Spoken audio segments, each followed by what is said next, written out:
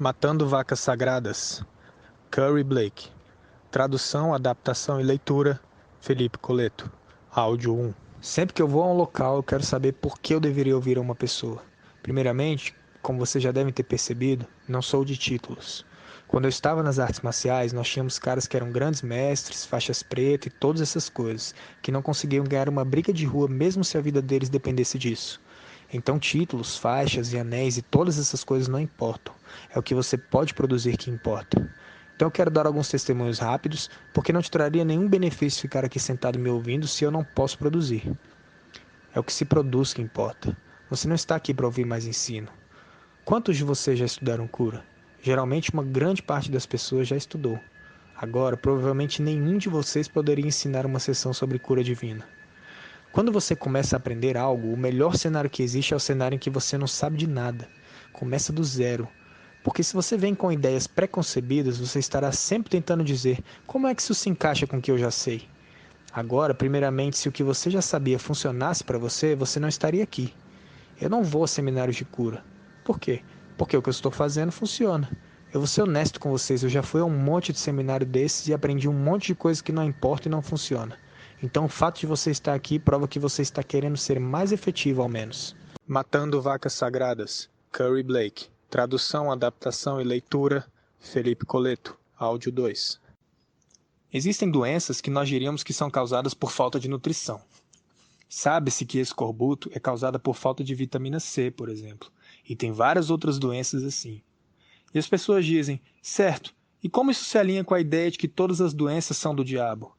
Bem, toda a destruição do corpo humano, morte, enfermidade, todas essas coisas estão relacionadas a ele. Então, ou uma doença em particular é um demônio, ou uma consequência da ação dele, ou o resultado da destruição da raça humana, no sentido do que comemos, o que somos, o ar que respiramos, e tudo isso entra no âmbito de Satanás, de matar, roubar ou destruir, descrito em João 10:10. Então, quando nós falamos com uma doença ou enfermidade, uma das coisas que fazemos é que nós tratamos todas como um demônio. Nós vamos falar com ela como uma pessoa, nós vamos dizer a ela o que fazer, mas tratamos todas da mesma forma. De modo geral, se você tem câncer, eu vou dizer, diabo, saia. Eu posso dizer câncer, coisas individuais, mas independente disso, estou sempre me referindo a matar, roubar e destruir. A doença sabe, o corpo sabe, o câncer sabe, o demônio sabe e o diabo sabe. Então, uma das coisas que você vai descobrir é isso. Você foi ensinado em tempos passados e está procurando uma fórmula. Como eu oro por isso, como eu oro sobre aquilo, como eu devo orar para ser efetivo, o que eu falo para ser efetivo. O que você fala não é mais importante do que quem fala. O diabo não te escuta porque você tem as palavras certas. Ele te escuta porque seu nome está escrito no céu. Ele te escuta pelo que você é e com quem está conectado. Não porque você falou corretamente. Nós já tentamos as fórmulas e sabemos que não funciona. Há tempos em que parece que funciona, mas na maioria das vezes não funciona. Então esse não vai ser um seminário sobre fórmulas. Existe um método geral, mas não é uma fórmula. O método geral é encontrar o nome da coisa, e se não puder encontrar o nome, encontre o sintoma. Então você ordena que a coisa saia. Quando uma pessoa fica diante de mim pedindo para que eu ministre a ela, naquele momento eu não falo com Deus. Eu já falei com Deus. Se eu for falar com Deus sobre a doença daquela pessoa, o que ele irá dizer? 1 Pedro 2:24, por suas pisaduras foram sarados. Ele pode falar alguma outra coisa? Ele não pode falar nenhuma outra coisa sem violar sua própria palavra. Então por que eu preciso falar com ele sobre isso? Certo? Eu não preciso perguntar a ele, Deus, é da sua vontade curar essa pessoa? O que ele pode falar? Que não é? Não é a vontade dele que todos sejam salvos? Cura é uma parte da salvação, é a mesma palavra usada, e foram os tradutores que decidiram se usariam a palavra curado ou salvo. É tudo parte da mesma coisa, tudo se resume a saber quem você é em Cristo. Então, esse seminário será sobre cura, mas sobre a perspectiva de quem você é em Cristo. Será muito mais sobre quem você é em Cristo do que especificamente sobre cura. Você já ouviu muito sobre cura, e há alguma verdade no que você ouviu, mas a verdade é realmente muito simples. Uma das coisas que aprendi nas artes marciais foi que os movimentos extravagantes são apenas usados para fazer show. As coisas que realmente funcionam nas lutas são as básicas. Quanto mais complicado fica, mais oportunidade seu inimigo tem de intervir em algum lugar ou de te confundir. Mas quanto mais simples, mais direto, mais fácil, mais básico, mais rápido você vencerá. Matando Vacas Sagradas, Curry Blake. Tradução, adaptação e leitura, Felipe Coleto, áudio 3. Tenho fé em Deus. Amém? Repitam, eu tenho fé em Deus. Por que eu tenho fé em Deus? Porque Ele cumpre suas promessas. Diga isso comigo, eu tenho fé em Deus porque Ele cumpre suas promessas. 2 Coríntios capítulo 4, começando no versículo 10, Paulo está escrevendo a eles e eu estou cortando a passagem, então você pode querer dar uma olhada no que antecede. Verso 10 diz assim: levando sempre no corpo o morrer de Jesus, para que também a sua vida se manifeste em nosso corpo. Sua vida manifesta em nosso corpo. Mesmo que você passe por algumas situações, a vida dele é manifestada no seu corpo. Verso 11. Porque nós que vivemos somos sempre entregues à morte por causa de Jesus, para que também a vida de Jesus se manifeste em nossa carne mortal. Não na sua carne imortal, não na sua carne glorificada. Ele quer a vida dele vivendo através de você aqui e agora. Verso 12. De modo que em nós opera a morte, mas em vós a vida. Verso 13, que é onde eu quero chegar. Tendo, porém, o mesmo espírito de fé. Percebe que a fé é um espírito? Todos os homens não têm fé. Se você não é nascido de novo, você não tem fé. Você pode ter coisas que vêm da alma, você pode ter desejos, você pode ter pensamento positivo, mas pensamento positivo não é fé. O pensamento positivo é uma falsa fé. É a fé natural do homem caído. A Bíblia diz que todos os homens não têm fé. Mas se você é nascido de novo, você tem fé. Porque se você nasceu de novo, você recebeu a medida de fé. Não uma medida, a medida. E nós temos a mesma medida de fé. Você pode desenvolver a sua fé. Assim como todos nós nascemos com o mesmo número de músculos, e você pode desenvolver os músculos, ou pode deixar que eles atrofiem. O músculo da fé da maioria das pessoas está atrofiado. Então você tem que começar a exercitá-lo e desenvolvê-lo. Matando Vacas Sagradas, Curry Blake. Tradução, adaptação e leitura, Felipe Coleto. Áudio 4. É engraçado como a gente pensa, e eu sempre chamo de igreja ao contrário, porque sempre fazemos as coisas ao contrário. Vou dar um exemplo. Vamos dizer que reunimos um grupo para sair e testemunhar as pessoas. E aí você fala para elas, você precisa ser salva, precisa se acertar com Deus, dê seu coração a Cristo. Se você der seu coração a Ele, Ele vai mudar a sua vida, vai te salvar. Geralmente o que elas vão dizer é, eu tenho que consertar minha vida, eu tenho que me preparar antes de ir a Cristo. E quando você ouve isso, seu espírito se incomoda. Porque você está pensando, não, você não entendeu, você não pode se consertar para vir a Ele. Vir a Ele é o que te conserta. E vamos dizer que você consegue finalmente convencer essa pessoa. Ela se converte e começa a ir à igreja. Então agora elas estão sentadas na igreja dizendo, eu tenho muitos problemas na minha vida está uma bagunça. E aí você vem e fala, não, você não entendeu. Você não consegue se consertar. É tudo pela graça, não é por obras. Se você pudesse se consertar, você não precisaria de Cristo. Então é pela graça, pura graça. Apenas mergulhe na misericórdia dele e venha. Não é isso que a gente fala? As pessoas entram na igreja, nós convencemos elas se convertem, elas vêm à igreja, estão sentadas há 2 ou 3 semanas, alguém vem de repente e prega sobre cura, dizendo assim, Deus quer curar, a cura está no testamento, Ele quer te curar, Ele quer te libertar, se você quer ser curado, venha para a fila receber oração. E o cara lá atrás, que está salvo há 3 semanas e ainda tem todo tipo de problema, talvez ainda tenha hábitos que está tentando quebrar, já melhorou, mas ainda existem. Então ele diz assim, eu tenho alguns problemas, eu quero cura. Ele vai até a frente, quando chega a vez dele na fila, perguntam, e você, o que precisa? Aí ele fala, eu tenho essa doença, tenho esse problema. E aí vamos para a nossa checklist. Você é salvo? Sim.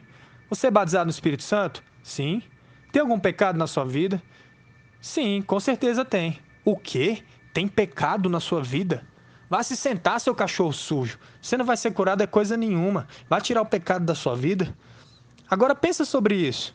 Quando você está na rua, é tudo sobre a graça. Colocamos eles na igreja e é tudo sobre as obras. Vê como a gente faz diferente? Fazemos as coisas ao contrário. Era melhor para a pessoa ficar na rua como pecador. Pelo menos assim, Deus talvez tenha misericórdia e cure ela só para mostrar que Ele é Deus.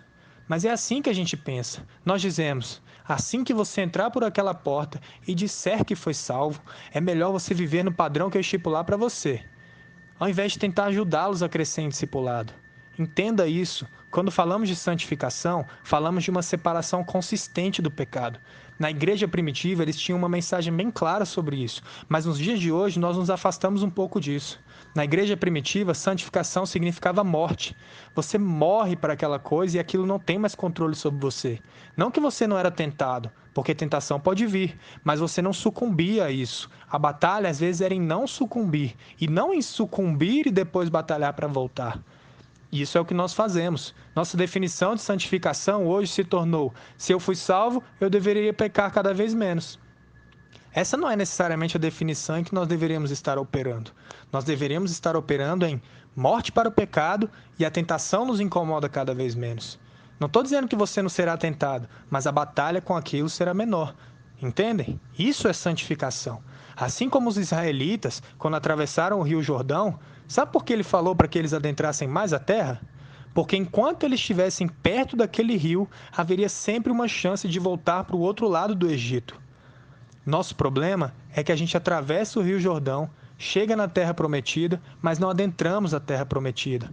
Nós ficamos próximos ao rio e voltamos para o Egito sempre que temos chance, porque sabemos que quando voltarmos para o Rio Jordão, seremos lavados, limpos e perdoados.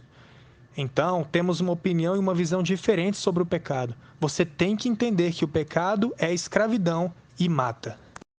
Matando Vacas Sagradas. Curry Blake. Tradução, adaptação e leitura, Felipe Coleto. Áudio 5. A palavra de Deus é a lei suprema da nossa fé em ação. Aí você me pergunta, nós já não deveríamos saber disso? Sim, vocês deveriam, e muitos cristãos afirmam crer nisso. Se eu fosse a maioria das igrejas cristãs, eles iam me dizer, sim, nós acreditamos na palavra de Deus, nós acreditamos na Bíblia, ela é a palavra de Deus absoluta e nós vivemos por ela. Se isso fosse realmente verdade, nós não teríamos denominações. Então eu tenho que mencionar isso e te ajudar a entender que a palavra de Deus é absolutamente nossa regra de fé. Porque se nós tivermos alguma coisa ao invés da palavra de Deus, se suas experiências forem sua regra de fé, então cada vez que eu citar a Escritura, você virá como uma experiência, uma doutrina ou algo do tipo, para me dizer, eu sei que a Bíblia diz que eu sou curado por suas pisaduras, mas eu tive essa doença uma vez, outra vez aconteceu aquilo. Se a Bíblia diz que a cura é para hoje, a cura é para hoje. Simples assim. Não vou dizer que não me importo com as suas experiências, porque eu me importo. Mas o meu trabalho é te dar experiências que se alinhem com a palavra de Deus. E não concordar com as suas experiências dizendo, às vezes acontece, às vezes não. Matando Vacas Sagradas, Curry Blake, tradução, adaptação e leitura, Felipe Coleto, áudio 6. Você tem que aprender que você fará tudo o que for possível, porque existe responsabilidade nisso. E não use isso como desculpa em algum momento, porque eu passei por isso. Eu assumi tanta responsabilidade que quando me deitava e fechava os olhos, eu via as pessoas por quem orava. Entrava nas lojas e simplesmente começava a chorar. Começava a tremer, coisas estranhas aconteciam. Então eu cheguei para umas pessoas no meu pessoal e falei, eu não sei o que está acontecendo, não sei o que está causando isso. Me lembro de ter ido a um restaurante e ter começado a chorar. Então me levantei e fui para um local onde ninguém podia me ver. Fui ao banheiro chorando e pensando, eu não posso desistir, porque se eu desistir eu sei que eu não volto atrás.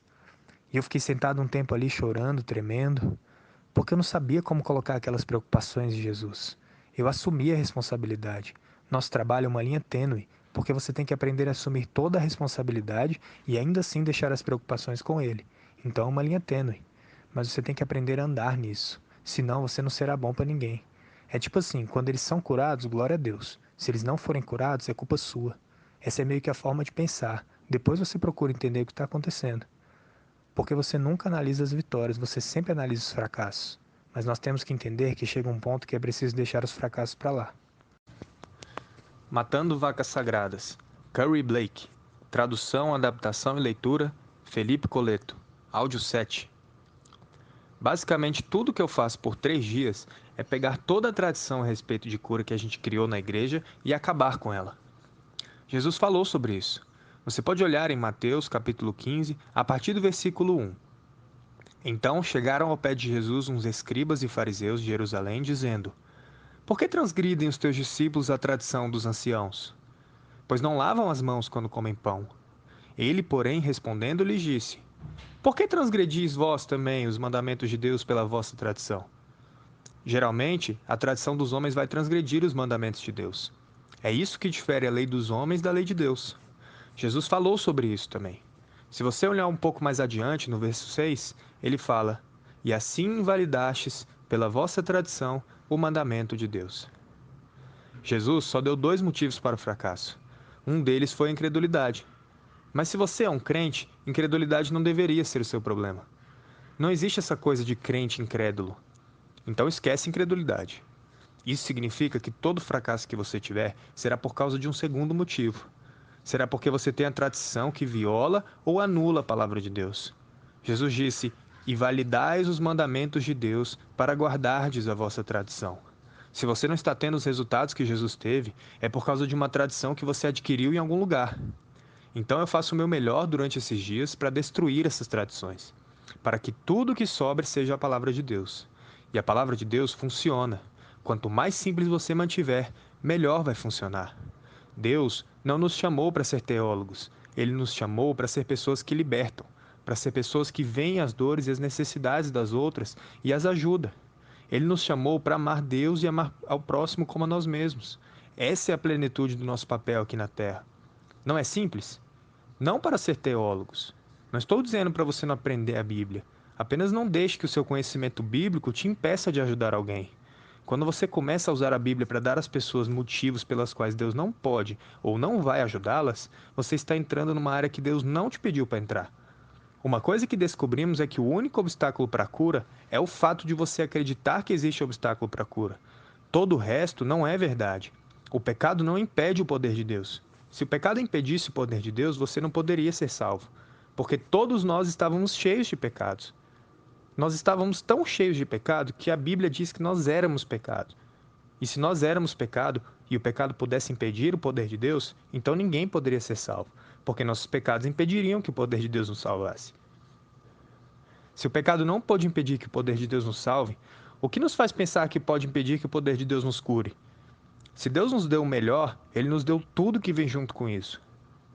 Então, temos que estabelecer nossos fundamentos. Agora, eu quero enfatizar essa parte. No verso 7, ele diz: "Hipócritas, bem profetizou Isaías acerca de vocês, dizendo: Esse povo me honra com os lábios, mas o seu coração está longe de mim. Observem, em vão me adoram, seus ensinamentos não passam de regras ensinadas por homens." Ele diz que se você ensina regras de homens como doutrina de Deus, a sua adoração é em vão. Matando Vacas Sagradas, Curry Blake. Tradução, adaptação e leitura, Felipe Coleto. Áudio 8. Você tem que acreditar que o que você disser acontecerá. Você tem que acreditar e não duvidar, hesitar ou titubear. E você pode ver isso em Tiago, capítulo 1, verso 6. Diz assim: "Peça, porém, com fé."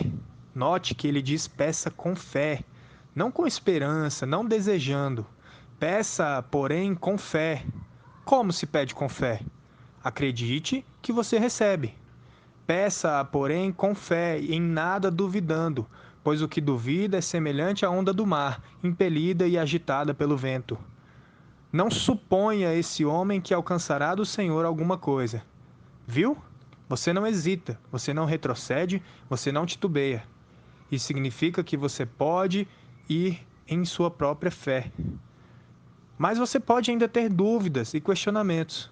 Note que ele diz para não duvidar em seu coração, não para não duvidar em sua cabeça. Não duvide em seu coração. Você pode ter ideias passando pela cabeça e ainda assim não duvidar no coração. Acredite ou não, eu tenho questionamentos sobre algumas situações e até mesmo sobre alguns versículos bíblicos, mas eu não estou duvidando no meu coração. Eu já tomei a decisão de que qualquer coisa que a palavra disser é verdade. Minhas experiências nem sempre se alinharam com a palavra, mas eu não estou duvidando no meu coração. Eu só tenho perguntas. E não há problema em ter perguntas. Só não deixe as perguntas virarem dúvidas em seu coração. Escolha crer na palavra de Deus e você terá resposta. O verso 8 diz assim: "O homem de coração dobre é inconstante em todos os seus caminhos." Você deve olhar para o fim desejado, crer que já foi concedido e agir e falar como se já tivesse sido concedido. Olha como é simples. 3 passos simples. As pessoas vão pensar que vocês são loucos quando começarem a viver essa vida, porque você não vai estar em sintonia com o resto das pessoas. Provavelmente, seja qual for a direção que elas estejam indo, o que quer que estejam falando, você estará indo em direção oposta e falando coisas opostas. Porque o mundo geralmente vai no oposto de Deus. E isso também. Existem pessoas na igreja que vão no sentido oposto ao sentido de Deus, são somente religiosas e fazem as coisas por fazer. Você começa a declarar fé na palavra de Deus e você estará indo na direção contrária. Elas vão olhar para você e pensar: quem ele pensa que é? Não é sobre quem você pensa que você é sobre o que a Bíblia diz que você é. As pessoas vão pensar que você é louco, mas você terá o que você disser. Matando Vacas Sagradas, Curry Blake. Tradução, adaptação e leitura, Felipe Coleto. Áudio 9. O que fazemos é que tentamos dizer: essa pessoa merece isso? Será que ela realmente quer liberdade? Se você perguntar a uma pessoa: se eu te libertar, você vai viver livre? O que você acha que ela vai te dizer? Se eles disserem: não, eu vou voltar a fazer o que eu fazia antes. Como você sabe que não é um demônio mentiroso falando com você? A maioria das pessoas nem sabe o que significa ser livre. Aí você diz: fala sério, Deus não vai curá-los. Eles são aleijados de uma perna. Você acha que Deus vai curar eles se eles vão voltar a dançar nas boates? Sim, ele te salvou e você não parou de pecar, não é verdade? Ah, não, mas ele sabe as coisas antes do tempo. Se isso é verdade, como você foi salvo? Você não parou de pecar no dia que você foi salvo. Você ainda cometeu erros depois disso, não cometeu? Todas essas pequenas coisas que nós construímos ao longo do tempo não são válidas de acordo com a Bíblia, nem de acordo com a experiência pessoal. Nós, obviamente, temos que ir mais pela Bíblia do que pela experiência pessoal. Aí as pessoas vão dizer: se houver qualquer incredulidade, nada vai acontecer. Então temos que ficar em unidade. Isso aí é fugir da responsabilidade. Jesus curou em meio à incredulidade, todo o tempo. Teve um homem que veio a ele e falou: eu creio, Senhor, me ajude em minha incredulidade. Havia incredulidade, mas mesmo assim o menino foi curado. E aí as pessoas dizem: mas e a escritura que diz que ele não pôde fazer milagres lá por causa da incredulidade deles? Note que uma pessoa religiosa sempre cita metade de um verso. Cite a outra metade para ela. Porque o que diz é: ele não pôde fazer milagres lá por causa da incredulidade deles, exceto impor as mãos sobre alguns doentes e curá-los. Então, mesmo em meio à incredulidade, os doentes foram curados. Que milagres ele não fez?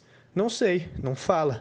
Mas sei que ele fez milagres de cura, porque diz que ele não pôde fazer milagres lá, exceto. Então significa que alguns milagres foram feitos, e os milagres que foram feitos foram milagres de cura de doentes, porque ele tinha autoridade sobre demônios e doenças. Nenhuma dessas coisas que construímos são válidas. É incrível o quão ineficazes nos tornamos. Nós nos encurralamos em um pensamento de que tudo tem que estar absolutamente correto antes que Deus possa agir, antes que Ele possa aparecer, antes que possamos libertar as pessoas. Aí achamos que é grande coisa quando alguém do nosso time é curado. Ficamos empolgados. Obviamente, para aquela pessoa é ótimo, mas e os outros 9? Jesus curou a todos. Até que estejamos operando dessa forma, não somos bons representantes dele. Matando Vacas Sagradas, Curry Blake. Tradução, adaptação e leitura, Felipe Coleto. Áudio 10. No Velho Testamento, Deus falou aos israelitas: quando vocês forem a este lugar, acabem com os habitantes. Não deixem ninguém lá, porque qualquer pessoa que vocês deixarem lá, perceba, qualquer pessoa que vocês deixarem lá, virará um espinho na sua carne. Se vocês não destruí-los e expulsá-los, eles vão se reunir e vir atrás de vocês, e sempre serão um problema para vocês. Não há nenhuma referência na Bíblia para um espinho na carne que não se refira a pessoas. Paulo era definitivamente um estudioso da Bíblia, não há dúvida disso. Ele conhecia as Escrituras, conhecia o Velho Testamento. Então, quando ele usasse um termo como um espinho na carne, ele saberia exatamente que referência ele teria para isso, que seriam os livros de Números e Deuteronômio, que falam sobre espinhos na carne, e sempre se referiam a pessoas. É engraçado que quando eu fazia parte do núcleo Palavra de Fé, nós tínhamos respostas para o espinho de Paulo.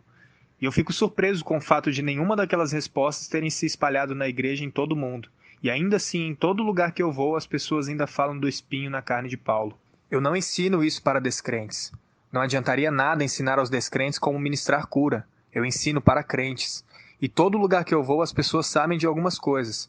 Elas sabem sobre o espinho de Paulo, elas sabem sobre o estômago de Timóteo, elas sabem que Timóteo tinha problemas com o estômago e que Paulo falou para que ele tomasse um pouco de vinho para o estômago. Elas sabem que Paulo deixou alguém doente em algum lugar, mas eles não têm certeza quem nem aonde. Mas eles sabem que ele deixou alguém doente. E essas são as principais. Ah, tem Jó também. Todo mundo sabe de Jó. E essas são as primeiras coisas que as pessoas falam sobre cura, para dizer que cura provavelmente não é verdade. Essas são todas situações específicas, e não situações para doutrina. Você nunca deve basear uma doutrina a partir de uma experiência humana. Não me importa de quem tenha sido a experiência. Se você realmente quer ser Paulo e quer falar sobre o espinho de Paulo, então você tem que ficar cego para ser salvo. Então, se você não ficou cego para ser salvo, não tente ter o espinho de Paulo. Algumas pessoas já me disseram: esse era o espinho de Paulo. Jesus deixou ele cego e nunca de fato curou seus olhos. Então ele tinha visão ruim por causa da cegueira. Aí eu pensei: meu Deus, olha o extremo que as pessoas chegam. Quando Paulo se referiu ao seu espinho na carne, ele disse que ele recebeu um espinho na carne que ele te fala qual é, que era um mensageiro de Satanás enviado para esbofeteá-lo. Então o espinho na carne era um mensageiro de Satanás. Não foi enviado por Deus. Deus não envia mensageiros de Satanás. E era um mensageiro de Satanás, não um mensageiro de Deus. E, na verdade, a palavra mensageiro ali é a palavra grega ângelos, que significa anjo. Então era um anjo enviado por Satanás para esbofetear Paulo. E Paulo fala que a razão pela qual foi enviado para ele foi por causa das muitas revelações que ele tinha. Por causa dessas muitas revelações, Satanás não se agradou e falou: temos que impedir que esse cara tenha influência. E foi isso que Paulo falou, que ele não seria exaltado sobre medida. Em outras palavras, ele teve que lutar por cada território que ele conquistou. Então ele saía e o inimigo estava sempre lá. Paulo deu uma lista de todas as coisas que ele sofreu por causa das muitas revelações. Ele listou todas as coisas que ele passou por amor do Evangelho. Ele disse: fui espancado, apedrejado, naufraguei, fui deixado para a morte. Ele lista todas as coisas. Ele deu uma lista de tudo que ele sofreu por amor do Evangelho. Se o espinho que ele sofreu por amor do Evangelho fosse uma doença, então deveria haver doença naquela mesma lista que havia apedrejamento e entre outras coisas. E doença não foi mencionado uma vez sequer lá. Se não foi mencionado na lista, ele nunca sofreu disso por amor do Evangelho. Muito simples, ele deu a lista. Aí as pessoas falam: Deus colocou aquilo nele. Já provamos que isso não pode ser verdade, porque era um mensageiro de Satanás. Se Deus usasse mensageiros de Satanás para realizar suas obras, estaríamos com muitos problemas, porque não conseguimos lutar com os inimigos de Deus. Então, tudo volta para essa conversa de soberania divina, onde tudo é vontade de Deus e você apenas aceita. Você não pode lutar, combater, resistir, nada. Você só tem que aceitar, porque é a vontade de Deus. Isso é uma mentira do inferno. Você foi instruído a resistir ao mal. Você é instruído a resistir ao diabo. Então tem coisas que temos que lutar contra. A luta que lutamos não é diretamente contra o inimigo. É a luta de fé quando o inimigo vem tentando roubar e tirar nossa fé quando ouvimos a palavra de Deus. A luta que lutamos é a luta de fé, para permanecer em fé quando o inimigo tenta nos tirar da fé após termos ouvido a verdade. É isso. O espinho de Paulo era um mensageiro, um anjo de Satanás enviado para esbofeteá-lo e causar problemas a ele. E você vai notar que em todo lugar que Paulo foi, Satanás lançava demônios religiosos nas pessoas, e elas vinham atrás de Paulo e tentavam matá-lo. Então, o espinho na carne de Paulo, assim como o espinho na carne dos israelitas, que foram os cananeus e outros povos, era a mesma coisa, eram pessoas. Era um mensageiro de Satanás que usava as pessoas para causar problemas a Paulo. Se não fosse pelas pessoas, para falar a verdade, o diabo não seria um problema para Paulo. Se você pegar a lista de problemas dele, é praticamente tudo relacionado a pessoas. Se você vai ser chicoteado, alguém tem que segurar o chicote. Se você vai ser apedrejado, alguém tem que pegar uma pedra e atirar em você. Satanás age por meio de pessoas. Matando Vacas Sagradas. Curry Blake. Tradução, adaptação e leitura, Felipe Coleto. Áudio 11. Eu ouço muito isso. Deus responde orações. Às vezes ele responde sim, às vezes ele responde não, às vezes espere. Isso não é bíblico. A Bíblia diz que em Cristo toda promessa de Deus tem o sim e o amém. Isso é sim e que assim seja. Não é um talvez, não é um não, não é espere, nada disso. Tem áreas em sua vida que você está atrás de coisas específicas. Aí pode haver um tempo entre você e Deus para que você descubra essas coisas. Mas qualquer coisa concernente à guerra espiritual especialmente, não há dúvida, nenhuma pergunta sequer sobre qualquer coisa que esteja incluída na expiação. Você não tem nem que falar com Deus sobre qualquer coisa que esteja incluída na expiação. Você simplesmente obedece. Você faz com que a sua experiência se alinhe com o que a expiação já incluiu. Se é cura, se tem a ver com doença ou enfermidade. Não tem oração sobre isso, não tem jejum. Está superado espiritualmente. E é simples assim. Ah, mas eu sou um bom cristão e eu estou passando por isso e Deus está... Não. Jesus carregou tudo isso. Doenças e enfermidades não são enviadas para te fazer melhor, são enviadas para te matar. O único motivo pelo qual não matam é porque temos o sistema imunológico, graças a Deus. Se você não tivesse sistema imunológico, qualquer enfermidade, qualquer infecção, por menor que fosse, te mataria. O que quero enfatizar é que qualquer coisa que esteja na expiação é sua. Matando Vacas Sagradas. Curry Blake. Tradução, adaptação e leitura, Felipe Coleto. Áudio 12. Muitas pessoas dizem: acho que eu sou igual a Jó. Não, você não é igual a Jó. Jó não tinha um redentor. Jó não tinha um advogado perante o Pai. Jó não era nascido de novo. Ele não tinha o Espírito de Deus habitando nele. Não sabemos nem que tipo de aliança que ele tinha com Deus. O livro de Jó é o livro mais antigo na Bíblia. Não sabemos o que ele sabia sobre Deus. Não sabemos o que foi prometido a ele. Não há registro de Deus prometendo nada a ele. Mas aí muitas pessoas falam: ah, mas Deus deu permissão a Satanás. Se você quiser enxergar dessa forma, tudo bem. Mas o que diz é: olhe, veja, ele está em suas mãos. Em outras palavras, eu não vou te entregar, ele está lá. Porque ele não estava sob a aliança, não estava sob a proteção de Deus, sob a lei que provia a proteção. E eu posso provar para você, porque diz que Satanás feriu Jó com furúnculos, não Deus. E no final diz que Deus reverteu seu cativeiro. Significa que todo aquele tempo ele estava cativo. Diz que Deus reverteu e abençoou ele, e deu de volta tudo em dobro do que ele tinha. Ao que tudo indica, até recebeu uma nova esposa, o que aparentemente é uma coisa boa, porque qualquer mulher que mande você amaldiçoar Deus e morrer, provavelmente não é a mulher para você. Matando Vacas Sagradas. Curry Blake. Tradução, adaptação e leitura, Felipe Coleto. Áudio 13. Nós falamos para eles: quando você tirar o pecado, será curado. Jesus falava: você está curado, vai e não peques mais, para que uma coisa pior não venha sobre você. Vê a diferença? Nossa teologia não é bíblica. Jesus não disse: vão e descubram os problemas das pessoas. Ele disse: vão e libertem os cativos. Se nós formos descobrir o problema de todo mundo, tudo que nós tornamos foi um grande grupo social, onde todos são conselheiros. A Bíblia diz que o Espírito Santo é o conselheiro. Ela não te diz para virar um conselheiro. É a mesma coisa sobre maldições hereditárias. As pessoas chegam até mim e dizem assim: sabe, meu avô deve ter cometido esse pecado. Deve haver uma maldição hereditária. Se você tem problemas, não é maldição hereditária, é pecado. Se eu me tornasse um alcoólatra só porque meu pai era alcoólatra, não seria uma maldição hereditária. Seria eu observando meu pai beber e decidindo beber. Não seria uma questão de eu dizer: eu tenho que quebrar essa maldição, então não vou beber mais. Não, o nome disso é pecado. Pare de beber. Não é uma questão de: mas eu não consigo me ajudar. Mentiroso, você consegue se ajudar. Assuma a responsabilidade e reconheça que você gosta daquilo. É engraçado porque as pessoas nunca odeiam o pecado que elas estão cometendo, né? Como é possível que todas as pessoas que afirmam ter maldição hereditária cometam pecado que elas gostem? Como é possível que a maldição hereditária sempre seja justamente o pecado que elas gostam de cometer? Aí elas falam: sabe o que é? Eu gostaria de ser bom. Não, você gosta do pecado, mas você não quer ir para o inferno. Esse é o problema, é isso que acontece. Não é uma questão de maldição hereditária. Fala sério, né? Maldição hereditária, o mundo inteiro está debaixo de uma maldição. Aí as pessoas dizem: não, mas isso é uma maldição hereditária. Tá bom, eu posso provar para você que não é. Eu tenho aqui no meu manual. Engraçado porque nós construímos uma indústria sobre maldições hereditárias. Temos livros, seminários. Alguns desses seminários custam centenas de dólares.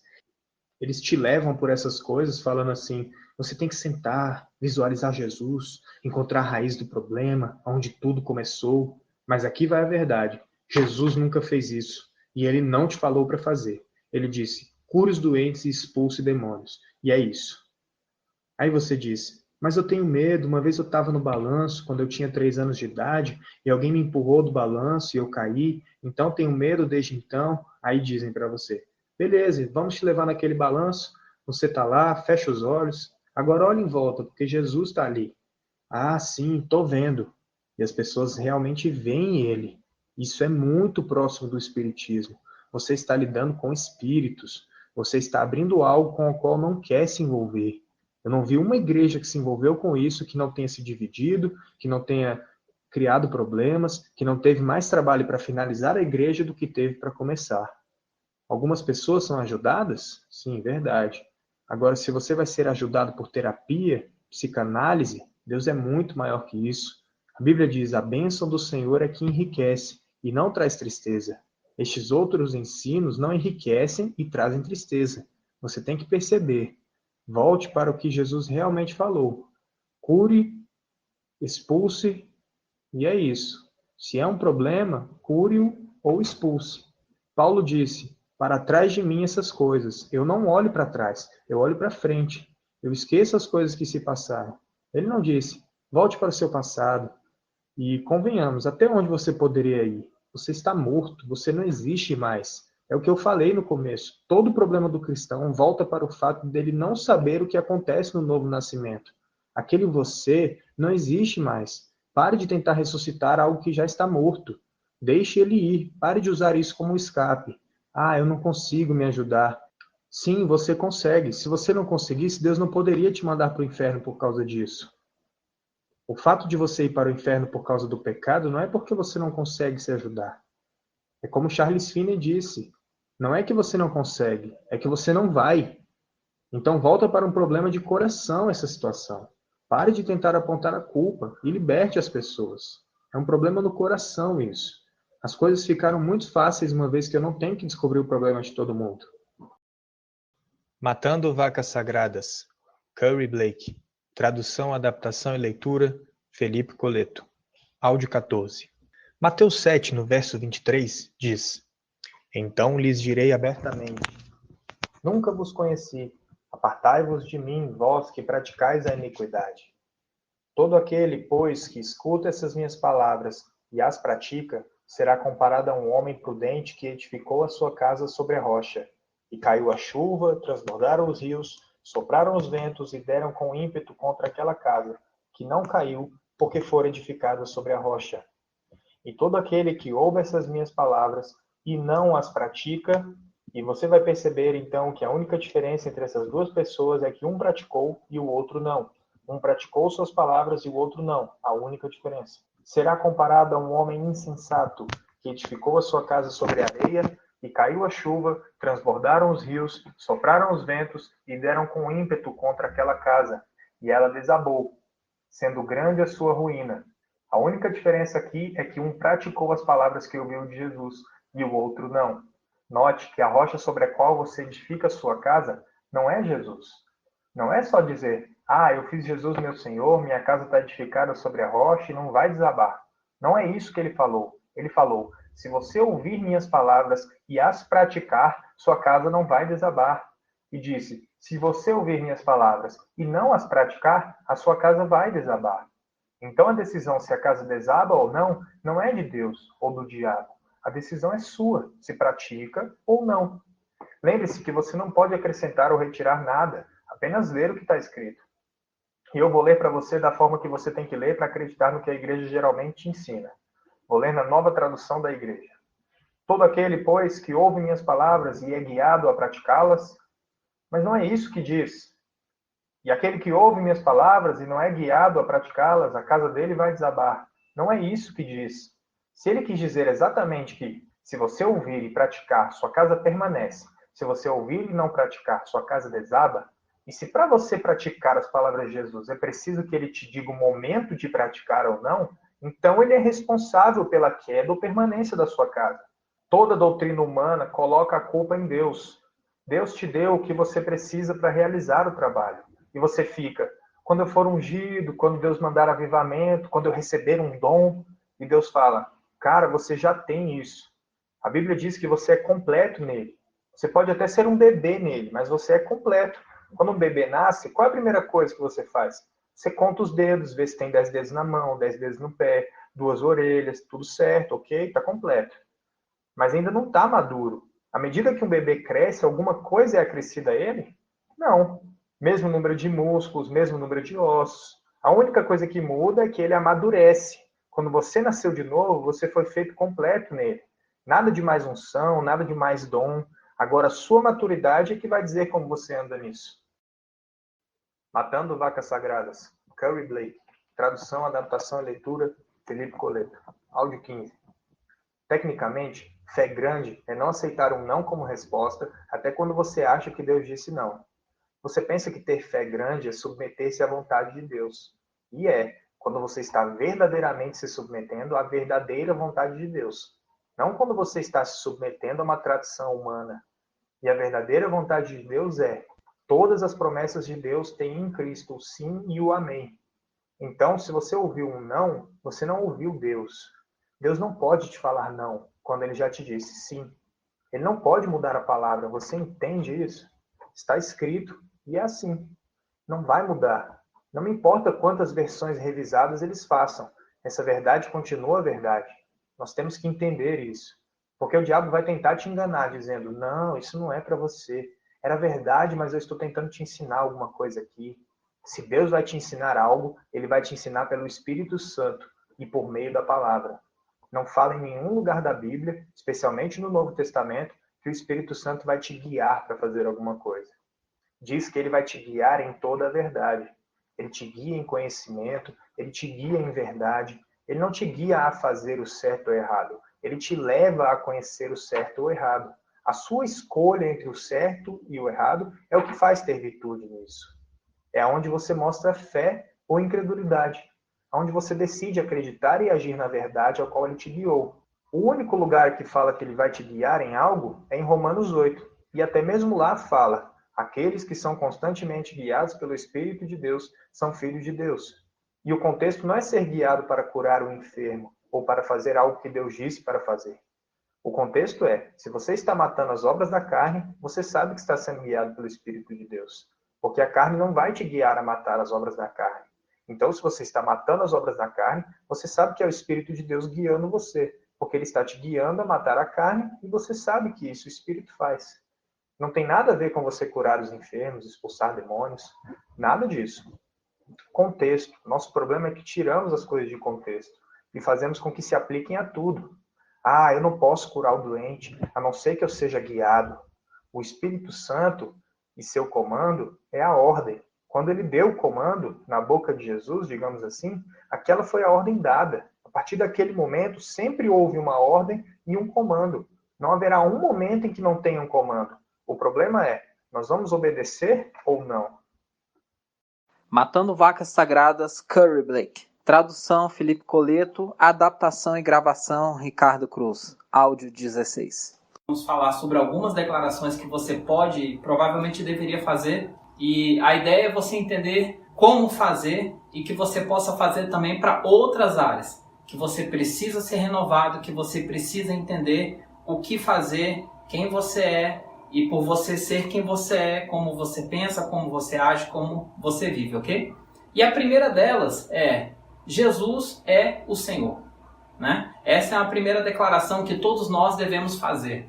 Mas, sabe, quando nós falamos sobre declarações e nós usamos os textos bíblicos para fazer declarações, nós devemos trabalhar mais essas declarações. Nós devemos ir tão longe quanto nós poderíamos ir com cada uma dessas declarações. Quando nós falamos Jesus Cristo é o Senhor, é uma boa declaração. Mas Satanás também poderia fazer a mesma declaração. Ele poderia dizer Jesus é o Senhor, não é? Mas ele provavelmente não poderia dizer Jesus é o meu Senhor. Mas nós podemos. Então nós podemos falar Jesus é o Senhor, mas nós também podemos falar que Jesus é o meu Senhor. Amém? Então nós começamos a desdobrar, né, e ir além em cada uma dessas declarações, trazendo aquilo que faz mais sentido para a minha vida e através da minha vida. E a gente pode ir além disso. Eu posso falar, Jesus é o Senhor também da minha família. Jesus é o Senhor das minhas finanças. Jesus é o Senhor do meu ministério.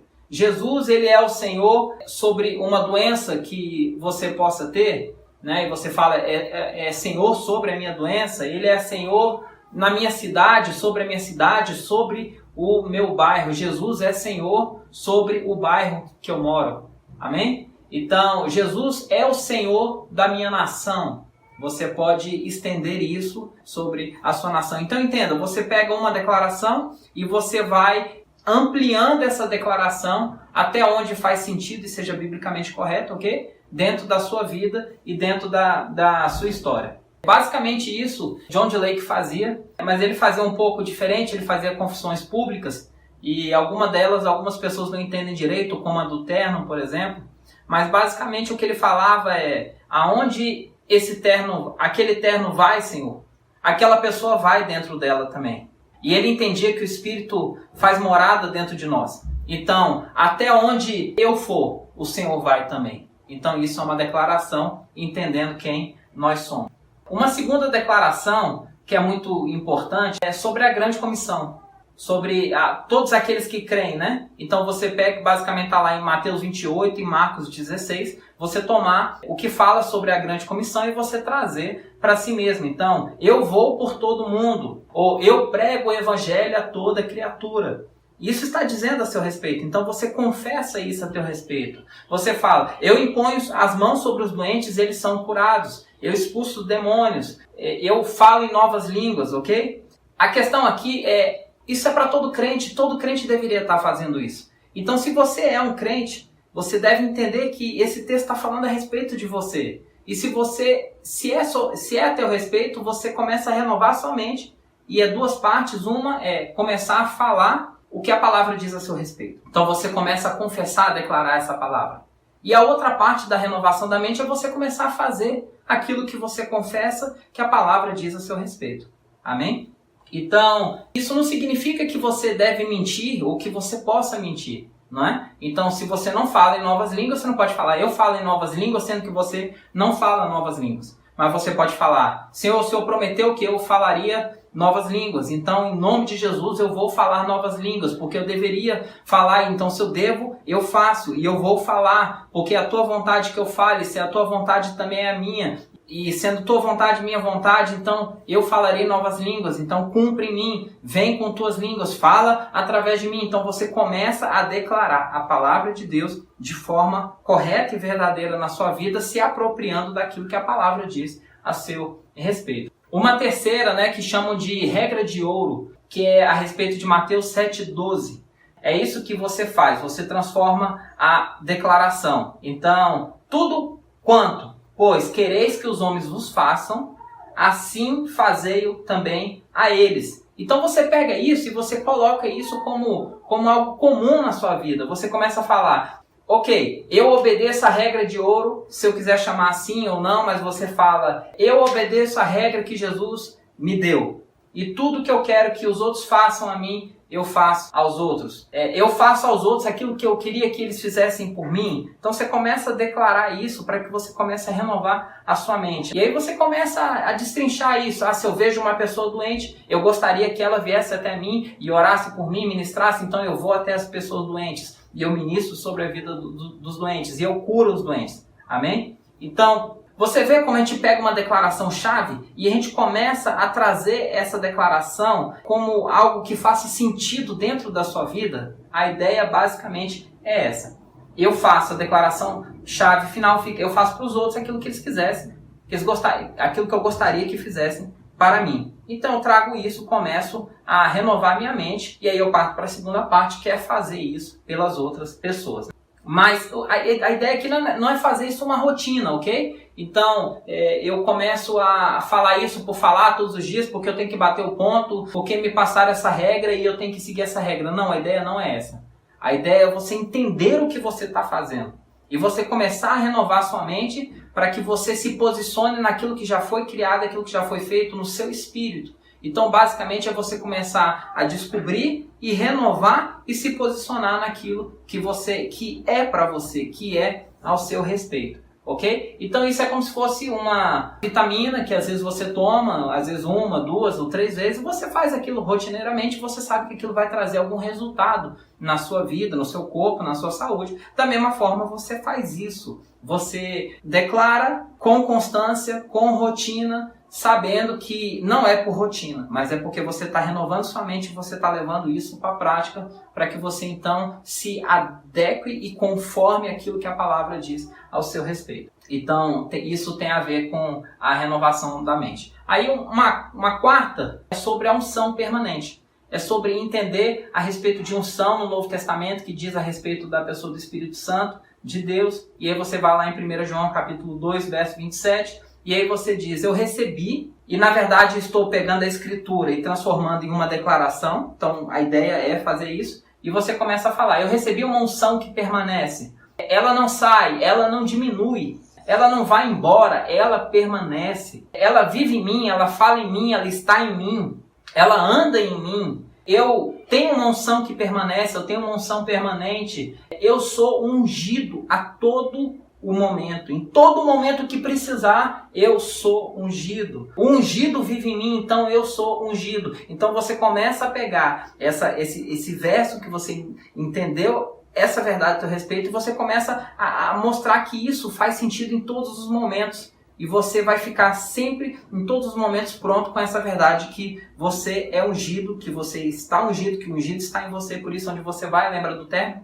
O ungido vai junto com você. Então, a ideia é fazer isso de forma regular, né, como as vitaminas que eu dei o exemplo, que isso vai entrar em você.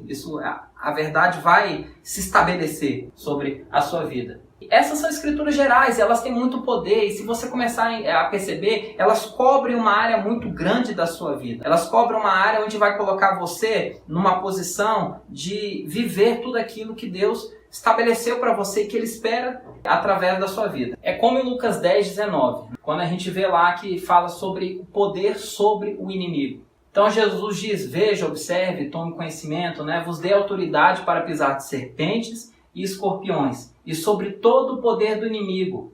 Então sabemos que Ele deu autoridade, e o poder do inimigo significa habilidade, ok? Então nós vamos pegar isso e vamos transformar. Eu estou tomando conhecimento, estou ciente do fato, e aí você não precisa colocar tudo isso, você simplesmente chega e resume. Jesus, eu te agradeço porque eu tenho poder sobre todo o inimigo, sobre toda a obra do inimigo, sobre toda a habilidade do inimigo. Eu posso pisar serpentes e escorpiões, nada de forma alguma me fará mal. Eu tenho poder e autoridade sobre toda a habilidade dele. Onde quer que eu encontre ele, eu venço. Entende? Você começa a transformar isso numa declaração para que você renove a respeito de uma verdade que vai fazer parte do seu dia a dia. Porque eu tenho poder e habilidade, tudo que ele tem é habilidade. E a minha habilidade é a habilidade do Senhor Jesus Cristo. Então eu coloco ele no meu pé e sobre a cabeça dele eu esmago. Então você começa a transformar isso numa verdade porque a palavra diz isso. Então você não precisa ter medo, você precisa ter confiança na palavra e viver isso. E aí você vê lá Romanos 16:20. E finalmente a última, você vai lá para João 14:12. Aquele que crer em mim, eu pergunto, esse é você? Você faz parte desse grupo? Então a palavra diz, ele também fará as mesmas obras que eu faço e outras maiores farão, porque eu vou para junto do Pai. Então você pega isso e você sabe que isso é um fato, que isso é uma verdade, mas você não precisa falar nada disso. E aí você começa a declarar, porque o Senhor foi para junto do Pai, eu faço as mesmas obras, porque o Senhor foi junto para o Pai, eu posso fazer essas mesmas obras que eu vejo que são maravilhosas, porque o Senhor foi para junto do Pai, eu posso fazer obras maiores do que essas obras maravilhosas que eu vi, porque o Senhor foi para o Pai, eu tenho habilidade, eu tenho poder sobre todo inimigo, porque o Senhor foi para o Pai, eu faço as mesmas obras, eu expulso demônios, eu curo enfermos, eu prego o Evangelho, eu digo que é chegado o reino de Deus. Eu posso fazer as mesmas obras, eu posso fazer as obras maiores do que o Senhor fez, porque o Senhor foi para o Pai.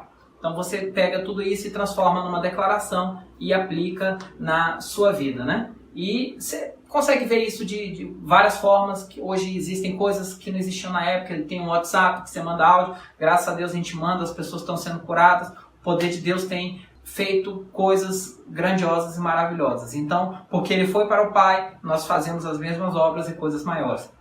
Tome as declarações, demos 7, pegue outras que são áreas de dificuldade na sua vida e comece a declarar, transforme isso numa verdade, viva essa verdade, vá para a prática, que isso vai renovar sua mente, renovou sua mente, pum, o fruto acontece. Amém? O Espírito está pronto, está prontinho, renova a mente, o fruto acontece. Matando Vacas Sagradas, Curry Blake. Tradução, adaptação e leitura, Felipe Coleto. Áudio 17. Jesus se deparou com tumultos, multidões, 20.000, e o que eu descobri é que em cada grupo que nós ministramos, 90% precisa de cura. Não importa se são pecadores, santos na igreja, lá fora no mundo, não importa.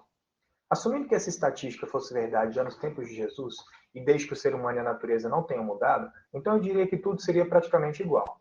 E se Jesus teve 90% nas suas multidões, houveram 5 vezes em que a Bíblia diz que ele curou a todos. Em uma multidão de 20 mil, 90% seriam 18 mil pessoas. E se você teve 18 mil pessoas doentes e ele curou a todas elas, pense nisso. Jesus deve ter sido o pregador mais sortudo que já viveu. Em uma multidão de 20 mil, 18 mil precisando de cura e ele cura todos. Significa que dessas 18 mil pessoas, coincidentemente, todas elas tiveram fé o suficiente. De repente, Deus escolhe aquele dia para curar todo mundo. Coincidentemente, nenhuma dessas pessoas tem maldição hereditária, então ele não precisa recorrer ao passado de nenhuma delas. Você compreende? Jesus nunca lidou com essas coisas. Se ele não lidou, o que te faz pensar que você deveria lidar? Você, como um cristão, você é um representante dele. Um representante não tem direito de fazer ou falar nada que a pessoa a quem está representando não fez ou não falou. Quando você começa a falar para as pessoas, quando vocês tiverem fé o suficiente, voltem. Acorde. Quando eles tiverem fé o suficiente, eles não precisarão voltar. Eles terão fé o suficiente e serão curados. Eu já vi pessoas falando isso. Me disseram que eu preciso de mais fé. Jesus nunca falou isso a ninguém. A única fé que foi necessária foi que eles viessem até ele. As pessoas dizem, todo mundo tem que ter sua própria fé. Sério? Quem que teve fé por Lázaro?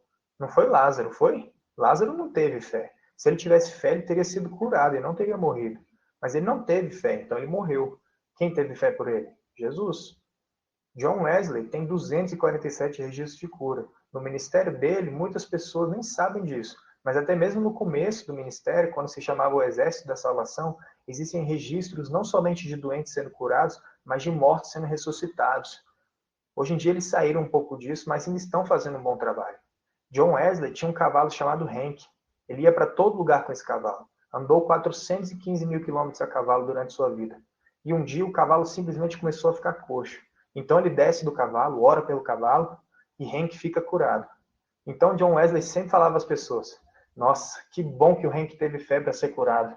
E as pessoas riam muito, porque essa é a forma que pensamos. É claro que o Hank não teve fé, né? É incrível como a gente pensa. Quero te dizer que você precisa assumir essa responsabilidade. Você vai perceber que não é responsabilidade do doente ter fé. Eles não foram ordenados a curar enfermos. É um comando. Não fala cure os doentes se eles tiverem fé. Diz curem os doentes. Porque é uma guerra ativa. É destruir as obras do diabo. Então você pode ter fé pelas pessoas. Matando Vacas Sagradas. Curry Blake. Tradução, adaptação e leitura, Felipe Coleto. Áudio 18. Por que não é mais fácil acreditar na bondade de Deus do que acreditar que Ele está apenas esperando para te derrubar a cada pequeno erro que você comete? E eu não estou falando sobre viver de qualquer jeito, viver pecando ou viver solto. Estou falando que você não vive em pecado por causa da sua gratidão para com Deus. Ele perdoou sua dívida, perdoou sua transgressão, e por isso você deve ser agradecido, porque você não tem que ir para o inferno. E por causa disso, agora você vive corretamente. Aqui está o nosso problema na igreja.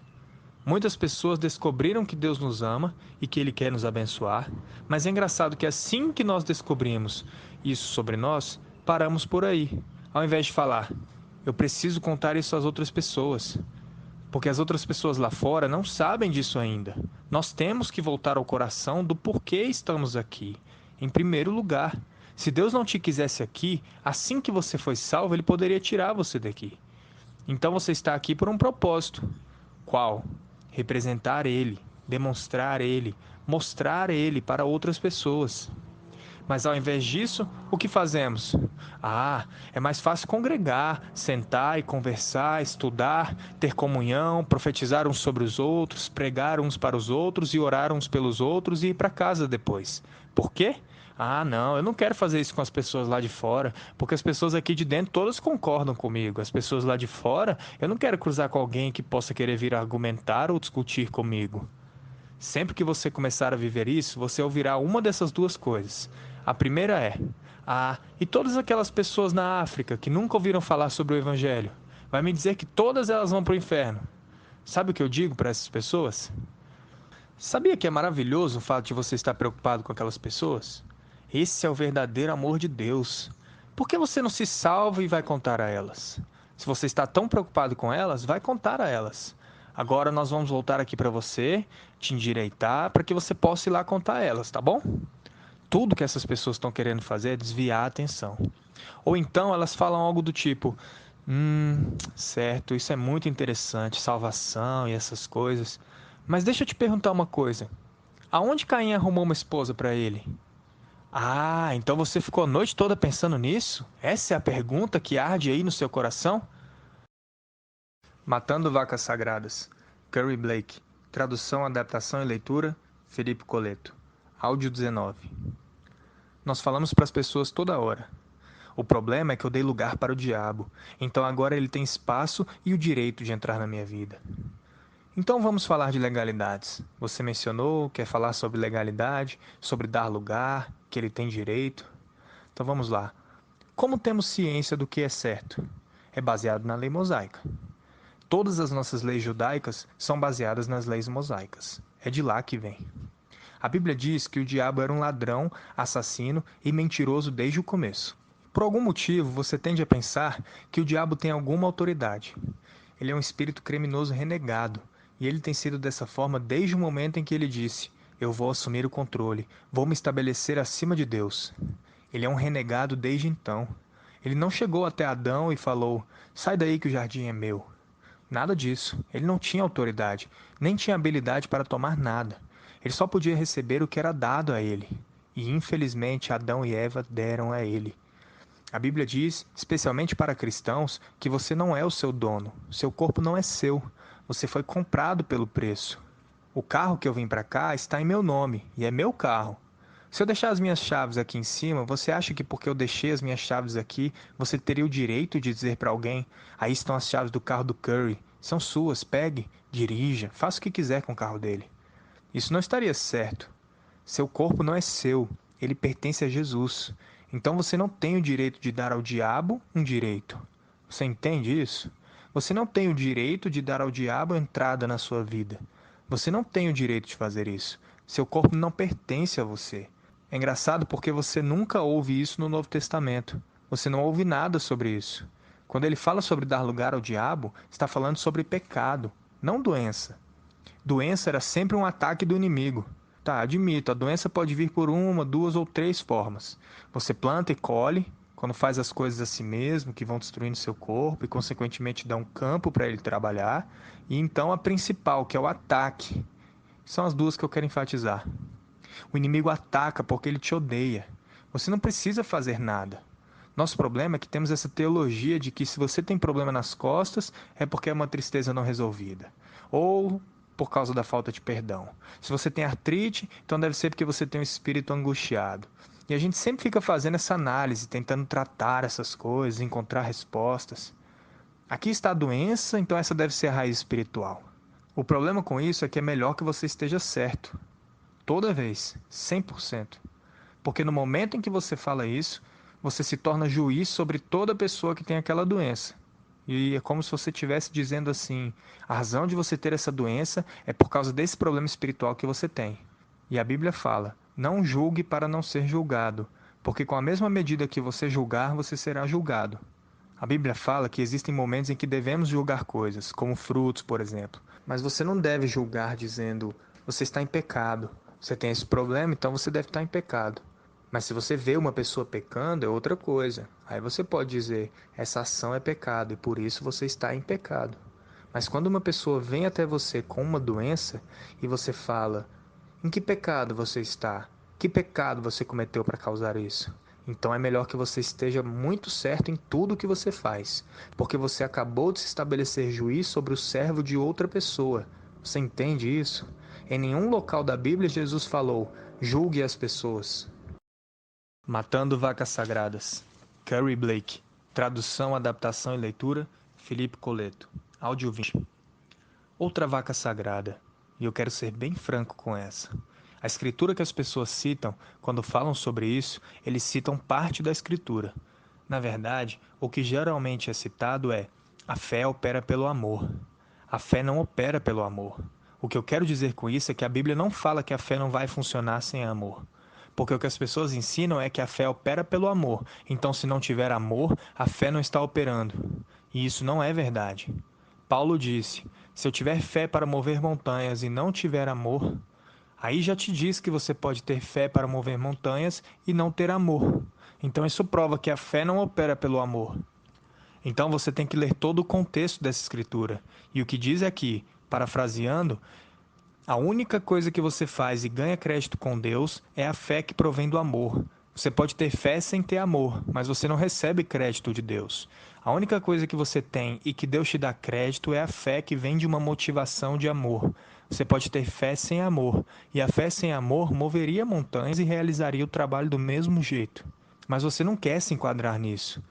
E por que eu falo isso para vocês? Porque eu quero ser correto e não apenas repetir as coisas antigas que já te falaram que não eram corretas. Porque muitas vezes o que impede as pessoas de orarem pelas outras é o pensamento de que eu não sei se eu amo essa pessoa, se não tem amor não tem fé, então eu não posso ter fé por essa pessoa.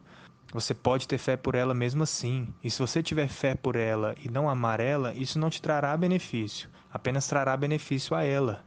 Porque elas serão curadas, receberão o que precisam, mas isso não beneficiará você. Só que eu não vejo problema nisso, porque você não precisa se beneficiar em tudo. Você precisa morrer para essa ideia de que sempre tem que tirar proveito das coisas que faz. Matando Vacas Sagradas. Curry Blake. Tradução, adaptação e leitura, Felipe Coleto. Áudio 21. Muitas vezes me perguntam, por que Deus ainda nos usa? Se Ele é todo-poderoso, se Ele pode fazer tudo, por que Ele não simplesmente cura todo mundo? Em primeiro lugar, Deus é todo-poderoso no sentido de que não há limite para o poder dele. E Ele é todo-poderoso no sentido de que não há nada que o poder dele não possa consertar. Mas isso não significa que Ele possa usar o poder dele da forma que Ele quer, em qualquer momento que Ele quer. Essa não é uma afirmação verdadeira. E essa é a chave para o entendimento. É aí que as pessoas se confundem muito nessas coisas. Porque elas dizem, se Deus é todo-poderoso, Ele pode fazer o que Ele quer e quando Ele quer. Se Deus está no controle... Peraí, quem disse que Deus está no controle? Não há nada na Bíblia que diga que Deus está no controle. Nós cantamos as músicas, as pessoas dizem isso, mas não há nada na Bíblia que diga que Deus está no controle de tudo. Isso é algo que a gente fala para ter essa segurança, para tirar a pressão da gente. Você tem que entender. Deus não está no controle de tudo isso. Na verdade, é muito claro que o céu, o paraíso é do Senhor, mas a terra Ele deu para os filhos do homem. E por que Deus usa o homem? Ele não tem que usar o homem, Ele pode fazer o que Ele quiser. Se Ele pudesse fazer tudo o que Ele quer, Satanás já teria desaparecido. Se Ele pudesse fazer tudo o que Ele quer, muitas coisas não seriam como elas são. Aí vocês falam, como você pode dizer isso? Tudo tem que ser do jeito que Ele quer. Se tudo fosse do jeito que Ele quer, então todo mundo já estaria curado. Porque se a cura é a vontade dEle, sempre será a vontade dEle. E Ele não esperaria 10 anos para alguém ser curado. Então Ele não está esperando. Ele está esperando por nós, como crentes nele, como representantes dEle, para conquistar isso para essas pessoas. Deus usa homens porque Ele fez a terra para homens. Por isso que Ele a fez. A terra foi colocada aqui para homens, para que tivéssemos um lugar em que pudéssemos multiplicar, prosperar e tudo mais. Então, por causa disso, Ele disse, eu lhes dou domínio, façamos o homem à nossa imagem e semelhança, e que eles tenham domínio, aí está, Deus entregou o mundo para Adão, então Adão entregou o mundo para Satanás. Deus esteve no lado de fora, olhando para dentro e tentando entrar todo esse tempo. E por isso Ele começou a falar coisas como, se você simplesmente crer, isso me dará um meio de agir. E à medida que os homens começaram a concordar com Ele, e é por isso até que eram chamados de profetas. Quando Deus falava, você vai ouvir? Você vai me deixar agir por meio de você? E o homem dizia, sim, eu vou ouvir e vou fazer. Então Deus dizia, ok, aqui está o que eu quero que você faça. E então o homem fazia. Toda essa coisa sobre a soberania de Deus, a ideia de que Deus não precisa usar homens, se isso é verdade, então Deus é um malvado terrível. E você não deveria ter relação alguma com ele. Por quê? Porque se ele está totalmente no controle e fez essa bagunça que está na Terra, mas ele não está no controle. Ele deu o controle ao homem. E muitas pessoas não querem acreditar nisso. Por quê? Porque significa que eles têm responsabilidade. E a maioria das pessoas não quer ter responsabilidade. Mas quando você assume a responsabilidade, como Jesus assumiu, ele simplesmente andou pelo mundo e consertou tudo que estava no caminho dele, aonde quer que ele fosse. Aí você fala, mas ele não consertou tudo. Não, você só pode estar em um lugar ao mesmo tempo, mas você conserta tudo no seu caminho. Você pode não ser capaz de curar todo mundo, mas você pode curar todo mundo em seu caminho. Todo mundo com quem você se deparar. Você pode andar em domínio na sua área. Você entende isso? Essa é a sua posição. Você tem uma posição de domínio. Deus deu a Adão, Adão deu a Satanás e Jesus tomou de volta. Agora nós temos a habilidade de andar nesse mundo como ele fez. É a substituição de que falamos. Estamos sentados com ele nas regiões celestiais e ele está aqui em mim, andando em mim através de mim.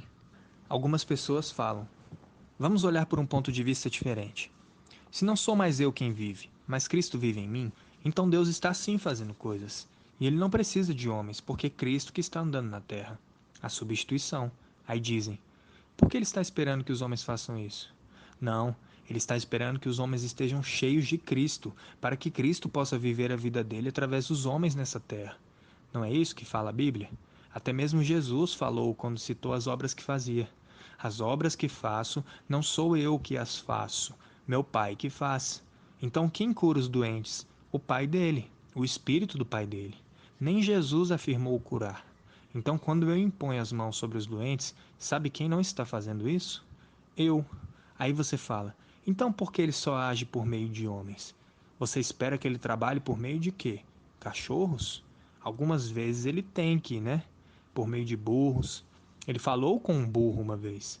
As pessoas que insistem em dizer: Deus pode fazer qualquer coisa. Se ele quer me curar, ele não precisa usar o homem. Ele pode simplesmente me tocar. São as mesmas pessoas que tentam dizer que Deus é soberano. Não. Se você acredita nisso, por que você não deixa ele ser soberano e deixa ele escolher agir por meio de homens se ele quiser? Ao invés de dizer: Deus não precisa fazer isso. Não, ele não precisa fazer. Ele escolheu fazer. Então deixe ele escolher. Ele quer que nós participemos disso. Por que você não deixa ele fazer isso? Ah, mas Deus pode fazer qualquer coisa. Então deixe ele fazer qualquer coisa. Deixe ele trabalhar por meio de homens. Essa é a escolha dele. Deus relegou a si mesmo para trabalhar por meio de homens. Por quê? Porque homens são os que podem dizer: você precisa se voltar para Deus. Observe isso. Sabe o que é isso? Isso é Deus. Volte-se para Deus. Se alguém está andando na rua e Deus cura esse alguém simplesmente do nada, o que vocês acham que essa pessoa vai fazer? Vocês acham que eles vão servir a Deus por causa disso? Não, eles vão correr para os médicos e os médicos vão dizer: uau, cura espontânea, você é muito sortudo. E você vai e volta para a sua vida. Ou se você é hindu, o que você vai fazer? Você vai adorar Krishna, vai dar o crédito a ele. Deus quer agir por meio de pessoas, para que elas possam dizer: esse é o Deus verdadeiro. Isso é por meio do seu Filho Jesus Cristo. É por isso que ele quer agir por meio de pessoas. Matando Vacas Sagradas. Curry Blake. Tradução, adaptação e leitura, Felipe Coleto. Áudio 22. Hebreus 9, verso 27 diz: cada pessoa tem de morrer uma só vez e depois disso ser julgada por Deus. Então o homem tem que morrer e depois há o julgamento. Não há julgamento até que a gente morra. Você entende isso? Jesus disse que se você confiar nele, você nunca verá a morte, porque o julgamento foi passado a ele e você não precisa ter esse julgamento. Mas você tem que perceber que uma vez que não há julgamento nesse tempo presente, de Deus ou de Jesus julgando nada, aquele julgamento é para um tempo futuro. Ah, isso é o julgamento de Deus para mim. Deus está me julgando por isso ou aquilo que eu fiz. Não. Plantando e colhendo sim, consequências sim, ataques também, com certeza. Mas julgamento de Deus, não. Em primeiro lugar, está escrito que o julgamento de Deus tem que começar na casa de Deus. Então, se fosse verdade que Deus já está julgando, nós deveríamos ver em todas as igrejas as pessoas caindo mortas ao mesmo tempo. Se é onde começa e só acontece depois da morte, e ele já está julgando, então aqui diz que está determinado ao homem que morra uma vez e depois disso vem o julgamento. Lembre-se disso. Lembre-se onde está escrito. Hebreus 9, 27. Matando Vacas Sagradas. Curry Blake. Tradução, adaptação e leitura, Felipe Coleto. Áudio 23. Jesus era a imagem expressa de Deus. Se você olhar para o termo imagem expressa, sabe qual é a palavra usada para isso? É incrível. É a palavra grega para caráter. Jesus era o caráter de Deus. Você quer saber o caráter de Deus? É Jesus. E aqui está o seu problema. Você quer ser guiado segundo a segundo por alguma força externa que te guia para todo lado. quando na realidade você deveria pegar essas promessas preciosas e através delas se tornar participante da natureza divina dele e ter a natureza dele agindo em você, para que a natureza dele se torne a sua natureza. E quando isso for verdade, então você será guiado pelo caráter e pela natureza dele, e não por um sentimento externo. Então a natureza e o caráter de Deus que te guiam.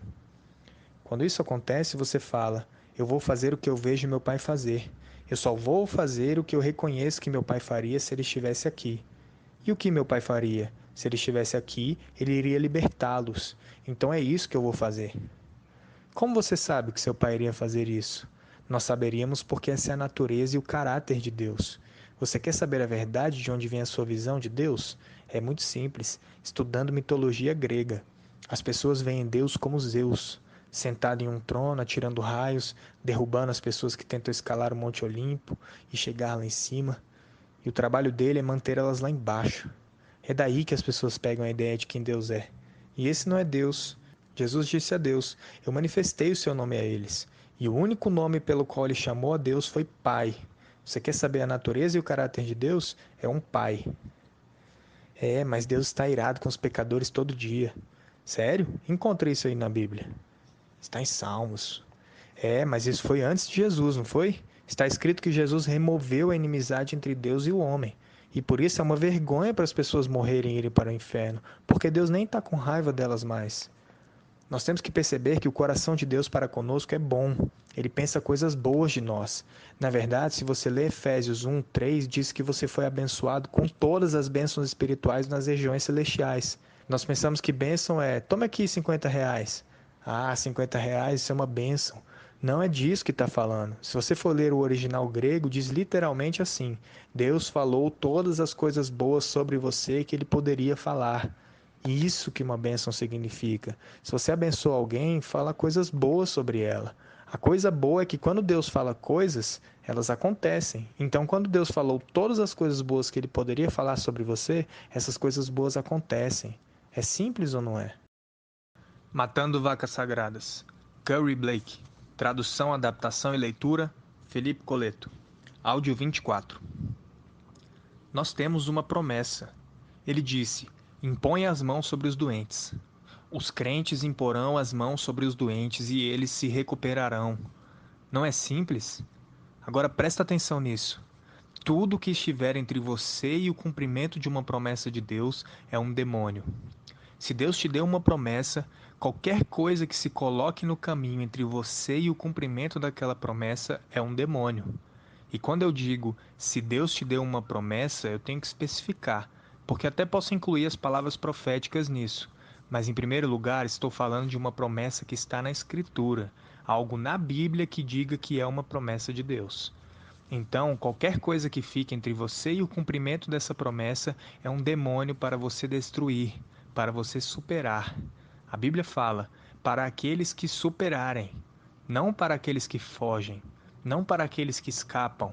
Muitas pessoas querem escapar pela vida sem nenhum problema e pensam que se existem problemas, Deus deve estar contra elas e que elas devem estar errando em algo. A igreja primitiva esperava problemas. Eles não baseavam a crença deles nisso ou mediam a fé deles por isso, mas sabiam que viria. Porque hoje em dia, se formos nos basear em nível de perseguição para dizer qual é a igreja correta, os testemunhas de Jeová seriam essa igreja. Então você não pode simplesmente dizer que porque algo é perseguido, está certo. Mas eu tenho que te dizer que se você não está sendo perseguido, você não está no caminho certo ainda. Você ainda não deixou os demônios religiosos com raiva o suficiente. Você não foi percebido no âmbito espiritual ainda. Então chega um ponto que você tem que decidir que vai em frente independentemente do que possa acontecer. E qualquer coisa que ficar no seu caminho, e quando eu falo seu caminho, não falo no caminho de uma escolha que você fez. Eu falo da promessa de Deus, uma promessa clara que Ele fez para você. Qualquer coisa que fique entre você e o cumprimento dessa promessa está lá para você derrotar. Não está lá para você se tornar um israelita e dizer: oh Deus, por que você não me matou no Egito? Por que me deixou passar por tudo isso? Por que está me fazendo passar por isso ainda? Por que está deixando isso acontecer? Pare de ser um israelita e torne-se um filho ou filha da nova aliança. Olhe para essa coisa e diga: glória a Deus, aqui está outra oportunidade de provar que a palavra de Deus é verdade. Eu vou superar isso, e se eu superar isso, eu tenho certeza que meu lugar está garantido no paraíso. Você entende o que eu quero dizer com isso? Porque não fala que aqueles que não tiverem problemas entrarão no paraíso. Fala aqueles que superarem. Você não pode superar se não houverem problemas. Tem algo que nunca aconteceu comigo, mas eu estou esperando que aconteça. É sobre um verso em Tiago que diz: sintam-se felizes quando passarem por todo tipo de aflições, provas e tentações. Não aconteceu ainda de alguém me ligar dizendo: glória a Deus, irmão Curry, eu estou passando por uma prova e glória a Deus, eu só queria compartilhar com você porque estou me divertindo muito com isso. Isso nunca me aconteceu, mas espero que aconteça um dia. A Bíblia fala que você pode se alegrar enquanto passa por isso, porque significa que o inferno te notou. É isso que significa. O inferno notou você, sabe aonde você está, e você ganhou uma reputação suficiente para que eles comecem a colocar pessoas atrás de você. Seu comandante-chefe te deu tudo o que você precisa para vencer. E toda vez que você não vence, é porque você falhou em usar uma arma ou uma ferramenta que ele já te providenciou. É simples assim. Uma dessas ferramentas é a fé. Muitas pessoas não sabem se tem, mas eu digo se você tem ou não. Se você ainda está de pé, você tem, certo? Se não, porque a Bíblia diz claramente que se você fraqueja no dia da adversidade, sua força é pequena. Então o que significa? Continue de pé, firme, e você vai ganhar mais força. Não cabe a Deus. Deus não é o responsável pelas suas falhas. Não culpe-o. Ele sempre venceu. Jesus nunca perdeu uma batalha sequer. Pense nisso. Ele é o seu exemplo. Então você não deveria perder as batalhas, você deveria vencer todas. Não estamos aqui para servir de alvo de prática para o diabo. Você está aqui para vencer. É ele quem está aqui para que você possa praticar. Aí você fala: eu não sei se concordo com isso. Tudo bem, vamos ao Velho Testamento. Você gosta do Velho Testamento, que eu sei? Tem um lugar que fala que haviam 5 tribos que Deus deixou em Canaã para que as tribos, as pessoas da próxima geração que nunca estiveram na guerra e não sabiam como lutar, pudessem aprender a lutar. Agora pense nisso. Como você reagiria se estivesse em uma das tribos e Deus dissesse que você tinha que ficar lá mais tempo só para que as futuras gerações aprendessem a lutar? Pois foi isso que Deus fez. Aí tem pessoas que dizem: se nós estamos em guerra, poderíamos simplesmente matar os inimigos. É verdade, mas logo estaríamos sem inimigos. E aí o que teríamos que superar? Eles estão aqui para que a gente supere eles. Esse é o propósito deles. Ajude-os a cumprir o propósito deles. Não é simples? Tudo tem um propósito. Você está aqui para vencer e eles para perder. Então vamos jogar da forma correta. Quando você encontra uma pessoa, seja no exército ou seja na própria rua, que gosta muito de lutar, essa é a pessoa contra quem você não quer lutar de forma nenhuma. Não é certo isso? Mesmo perdendo, ela pode estar gostando daquilo que está fazendo. Você tem que aprender a gostar do que está fazendo. Mas não posso dizer que você tem que gostar mesmo perdendo, porque a diferença no que estamos fazendo é que não podemos nos dar ao luxo de ganhar umas e perder outras. Porque quando perdemos uma, perdemos alguém. Então não podemos nos dar esse luxo. Tire toda essa coisa de super espiritual da cabeça. Não é sobre ser muito espiritual e vem o que vier. Sabe, mas eu gostaria de vencer. Essa batalha não é sobre você necessariamente, a não ser que você seja a pessoa doente. Você está lutando por outra pessoa. Assim como os soldados americanos que foram ao Iraque. Independentemente de você concordar ou não, não estou aqui para debater política com você. De toda forma, estou aqui para dizer uma coisa. Se eles estão lá porque escolheram ir para lá, ao invés de esperarem aqui. O que significa que temos que aprender, assim como eles já sabem, que se você vai lutar, você leva a batalha até o seu inimigo. Não espera até que ele venha bater na sua porta. Matando Vacas Sagradas. Curry Blake. Tradução, adaptação e leitura, Felipe Coleto. Áudio 25. As pessoas deveriam ter falta de perdão? É claro que não. Aí você diz: mas quando eles foram perdoados por aquele pecado, ou quando confessaram aquele pecado, eles foram curados. Ah, é? Então você sabe exatamente quando aconteceu? É muito simples. É por causa do livro de Tiago. Se há pecado em sua vida e você sabe disso, então você não tem confiança diante de Deus e não tem fé em Deus. Então você não pode ser curado. Mas é engraçado que as mesmas pessoas que passam por esses problemas vão entrar na minha fila de cura e vão me contar o problema, mas nunca mencionam o pecado que elas acham que ocasionou aquele problema. E mesmo assim elas sabem, ou ao menos creem, que eu posso retirar aquilo da vida delas. E é isso que eu faço. Agora, sabe o que eu não faço? Eu nunca vou pela vida da pessoa e, para começar, eu nem tenho tempo de ir pela vida da pessoa e tentar descobrir todos os pecados que ela tenha cometido, que possa ter trazido aquilo para a vida dela. A questão é que Jesus nunca fez isso. Se você não tem confiança para com Deus, se a sua consciência te condena, se tem pecado em sua vida, sua consciência vai te condenar. Você não terá confiança para com Deus, portanto. Você não terá fé. Logo, se você orar por si mesmo, você não será curado, porque você sabe por que Deus não deveria curar você. Você está pensando sobre isso. Sabe por que é tão difícil você orar pelos entes queridos e eles serem curados? Porque vocês se conhecem muito bem. Você pode pensar em razões pelas quais Deus não deveria curá-los, e eles podem pensar em razões pelas quais Deus não deveria usar você. É por isso que é tão difícil curar parentes, pessoas próximas. Não tem nada a ver com pecado. Todo mundo que Jesus curou tinha pecado em sua vida. Ninguém era nascido de novo, ninguém era puro. É por isso que ele falou a eles que iria curá-los e depois ele dizia: vá e não peques mais. Nós falamos para eles: quando você tirar o pecado, será curado. Jesus falava: você está curado, vá e não peques mais, para que uma coisa pior não venha sobre você. Você vê a diferença? A nossa teologia não é bíblica. Matando Vacas Sagradas, Curry Blake. Tradução, adaptação e leitura, Felipe Coleto. Áudio 26. Sempre volta para a mesma coisa. Se formos olhar para a cura física de uma certa forma, vamos ter que olhar até mesmo para a cura emocional. A maior parte do que vamos falar é sobre cura divina, para o corpo físico, mas os mesmos princípios, na maioria das vezes, se aplicam para as áreas de cura emocional também. Geralmente, o que muitas pessoas chamam de cura emocional e fazem grupos sobre, têm encontros, tudo isso é muito bom. Passar por isso, enfrentar, se arrepender, ficar limpo, isso é ótimo. Mas não vamos cometer erros. Esse não é o processo que Deus ordenou para a cura. Isso se chama discipulado. Agora, você deve se acertar com Deus? Você deve tirar todo o restante de pecado da sua vida? Você deveria se assegurar que não tem falta de perdão? É claro que sim. Mas aqui está o nosso problema. As pessoas tentam usar isso para fazer com que outras pessoas sejam curadas.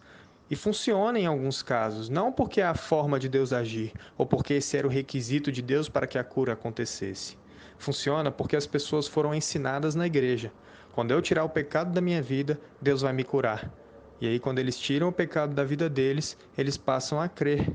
E seja lá pelo que eles passam, arrependimento, renúncia e tudo mais, após isso eles vão dizer: eu estou limpo diante de Deus, então agora não há razão pela qual Deus não me curaria.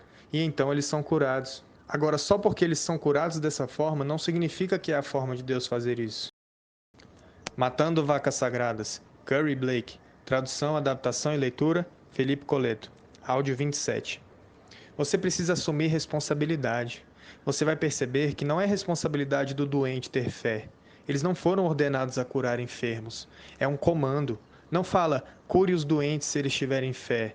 Diz, curem os doentes, porque é uma guerra ativa. É destruir as obras do diabo.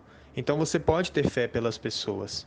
Doença é muito mais simples uma vez que você entende que isso é uma guerra. E quando uma pessoa está na sua frente e você vai ministrar ela, fica muito fácil, porque você não tem que lidar com nada. E entendo o que eu quero dizer quando digo isso. Quando eu ministro para um doente, eu nem penso, eu tenho compaixão pelas pessoas, obviamente pela situação em que se encontram. E nesse sentido, é claro que elas têm importância. As pessoas sempre têm importância. Muito mais que métodos ou do que qualquer outra coisa, as pessoas têm importância. Mas no que diz respeito a eles serem curados, eles não importam. Eu nem me preocupo com eles. Quando eu estou lá com uma pessoa na minha frente, as únicas duas pessoas envolvidas naquele momento sou eu e o diabo. Eu tenho Deus me cobrindo, Ele está em mim, Ele está vivendo em mim e por mim. E aquela pessoa é só o campo de batalha. Ela não importa. Você entende o que eu quero dizer com não importa? É claro que ela tem importância, eu me importo com ela. Mas se ela acredita ou não, não importa. Porque aquele demônio tem que me ouvir, não importa o que a pessoa creia. Não está certo?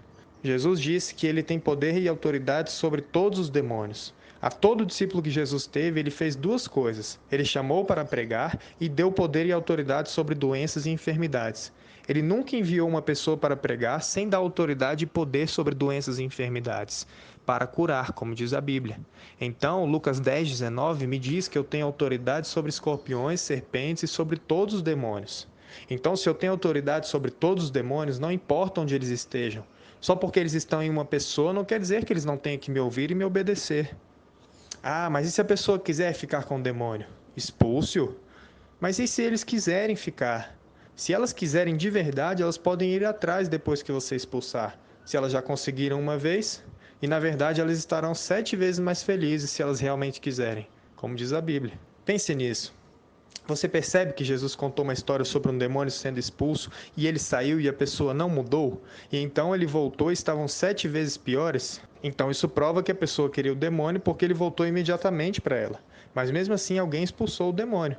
Ou seja, você pode expulsar um demônio que a pessoa queira. Porque se isso fosse verdade, a pessoa não teria pegado de volta o demônio, se ela não quisesse. Como eu disse, na primeira vez elas tiveram que fazer algo para pegar o demônio, e eles fizeram isso a alguém. O que fazemos é que tentamos dizer: essa pessoa merece isso? Será que ela realmente quer liberdade? Se você perguntar a uma pessoa: se eu te libertar, você vai viver livre? O que você acha que ela vai dizer? Se eles disserem: não, eu vou voltar a fazer o que eu fazia antes, como você sabe que não é um demônio mentiroso falando com você? A maioria das pessoas nem sabe o que significa ser livre. Matando Vacas Sagradas, Curry Blake. Tradução, adaptação e leitura, Felipe Coleto. Áudio 28. Tem um aspecto psicológico natural do homem quando ele entra em uma situação em que ele não sabe o que fazer ou não consegue fazer nada sobre, em que ele vai automaticamente transferir mentalmente e começar a dizer: isso deve ser a vontade de Deus, e Deus deve trazer uma coisa boa a partir disso, porque caso contrário esse sofrimento é inútil e sem sentido. Ninguém quer pensar que está sofrendo sem um porquê ou para quê. Então eles vêm com essa ideia de: eu não sei qual é a vontade de Deus, mas a vontade secreta dele é que eu passe por isso, para que de alguma forma isso coopere para o meu bem. Deus sabe, ele vai fazer algo bom sair disso. A Bíblia não diz isso. Diz que todas as coisas cooperam para o bem daqueles que amam a Deus e que são chamados por Deus de acordo com o seu propósito. Isso não significa que qualquer coisa que aconteça a qualquer pessoa em qualquer momento seja para o bem dela ou coopere para o bem dela. Não fala isso. Fala somente para os que amam a Ele e são chamados de acordo com o seu propósito. E outra, toda aquela passagem não está falando sobre experiências ruins, está falando sobre falar em novas línguas, orar em novas línguas, falando sobre orar no Espírito e o Espírito fazendo as coisas à medida que você ora sobre essas coisas e mudando situações. Não tem nada a ver com dizer: aquele acidente de carro era vontade de Deus para que essa coisa boa pudesse surgir a partir daquilo. Isso não é verdade. Agora, Deus pode transformar uma coisa ruim em uma coisa boa? Sim, é claro que pode, se nós tivermos fé nele. Quando a minha filha morreu, a primeira coisa que as pessoas pensaram, parentes, nós chegamos a ouvir cochichos. Érica morreu agora. Porque nós estávamos crendo, nós estávamos confessando, estávamos fazendo o que sabíamos fazer, estávamos indo atrás de Deus, estávamos buscando cura naquela situação, estávamos tentando descobrir como fazer aquilo funcionar. E quando ela morreu, a primeira coisa que todos começaram a dizer foi: bem, vamos ver agora se eles dão as costas para Deus, porque Deus levou o bebê deles. Nós ouvimos todas essas coisas e eles não sabiam que nós sabíamos. Eu agradeço a Deus, se não fosse pelo ensinamento da palavra de fé que eu tinha naquela época, eu não sei o que teria acontecido. Mesmo com todo o ataque recebido e tudo o que aconteceu, nós não sucumbimos àquilo. E quando as pessoas abriam a boca para falar algo, eu logo dizia: Deus não levou o nosso bebê, Satanás roubou a vida dela. E o que incomoda as pessoas quando você fala algo assim é que elas vão pensar: você acha que a sua filha está no inferno? Não. Só porque alguém mata alguém, ou nesse caso, só porque Satanás matou minha filha, não significa que ele tenha direito sobre a alma dela ou tenha o espírito dela. Só porque ela morreu não significa que ela foi para o inferno. Só porque ele matou ela não quer dizer que ela tenha ido para o mesmo lugar ao qual ele pertence. Ele poderia ter tirado a vida dela e mesmo assim ela foi ter com Deus. E foi o que aconteceu. Então, quando as pessoas ouvem isso, elas automaticamente pensam: se Satanás matou, então Satanás matou e levou para o inferno. Isso não é verdade. Só porque Satanás teve controle sobre uma pessoa em um dado momento da vida dela, não quer dizer que a pessoa foi para o inferno. Você entende isso?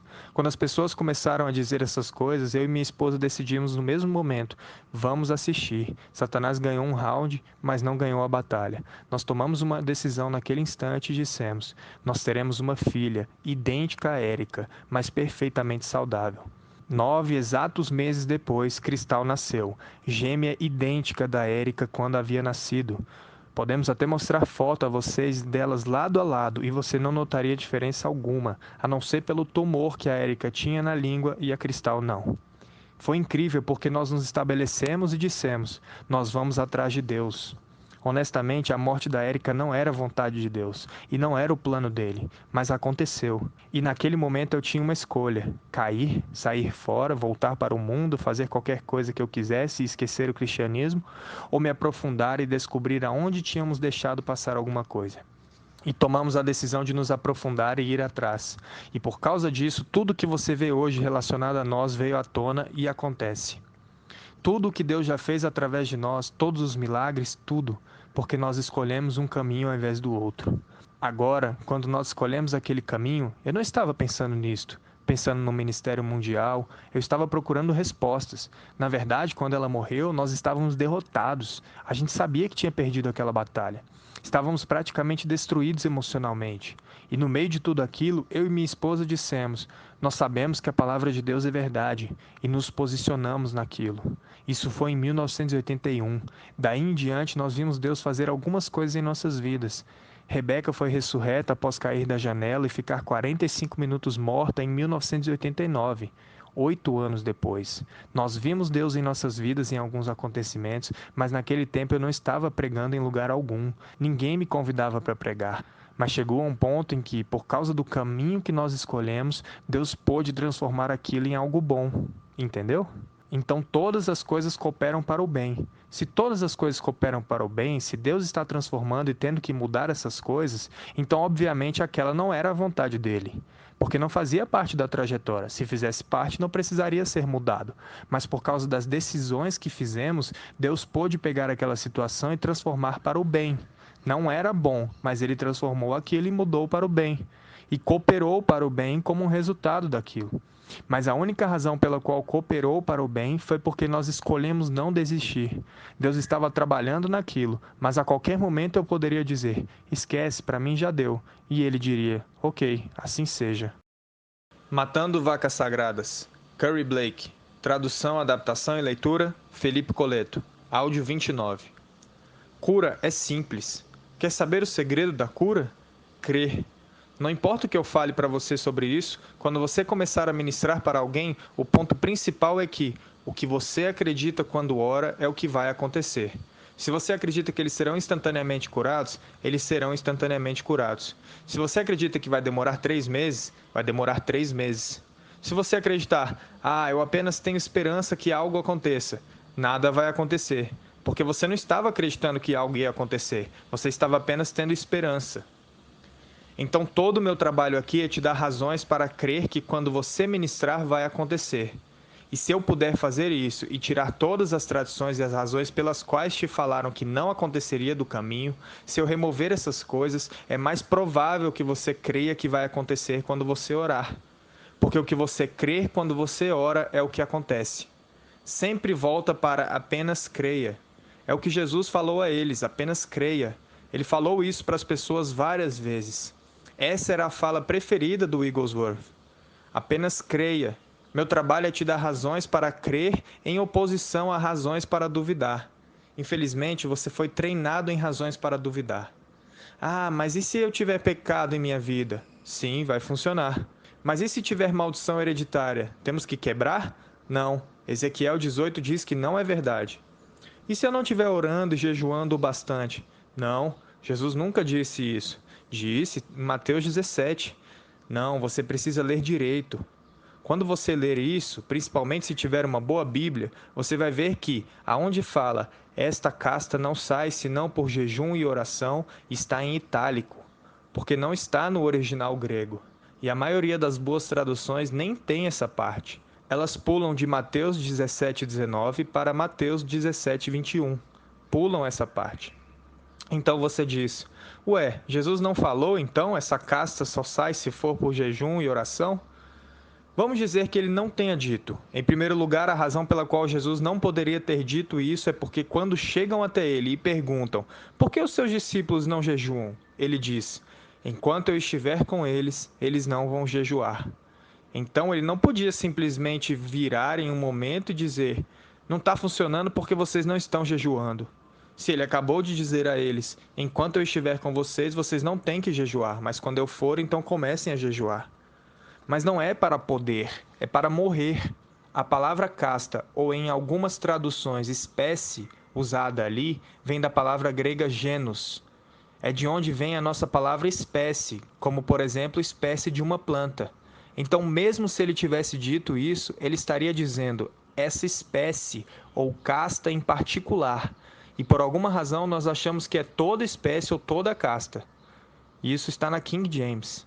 E não estava no original. Mas ainda que estivesse, só significaria que aquela única espécie de demônio só sai por oração e jejum. Só uma espécie, não toda a espécie, como muitos cristãos acreditam.